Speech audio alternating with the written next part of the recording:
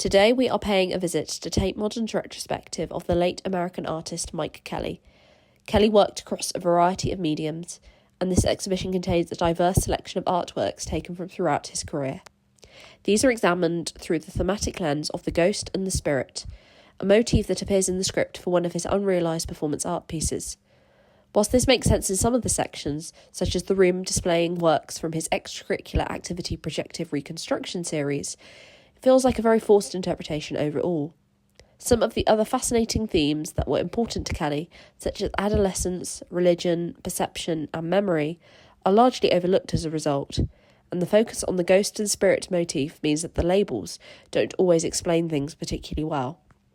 A lot of the works on display are interesting to look at and obviously important in understanding Kelley's development as an artist, but the information provided is often confusing and makes the exhibition feel quite disjointed.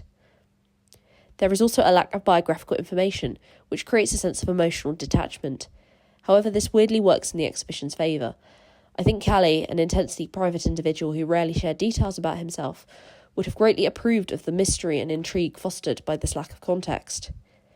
In terms of the art on display, the best part of the exhibition is easily the room dedicated to the extracurricular activity projective reconstruction, a dizzying mix of photography, video, paintings and installations inspired by historic high school yearbooks.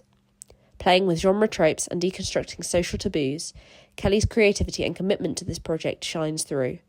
It's an incredibly original body of work, concerned with the nature of reality and recollection, and a fitting representation of his boundary-pushing art. Another highlight is the fantastically unsettling Banana Man, one of the few video pieces included in the exhibition. Considering Kelley's extensive forays into video and performance art, it's a shame that more pieces like this weren't included.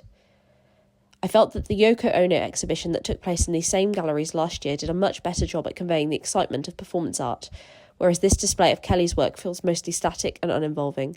However, this could be because Ono fed heavily into that exhibition, whereas Kelley is sadly no longer with us. I wonder what the exhibition would have been like if Kelley had been involved.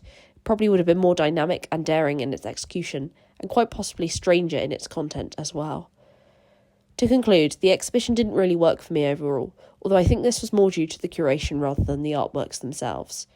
Kelley was a very talented artist who explored interesting and timely themes, but this exhibition could have done a much better job at displaying, interpreting and explaining his career in all its diversity.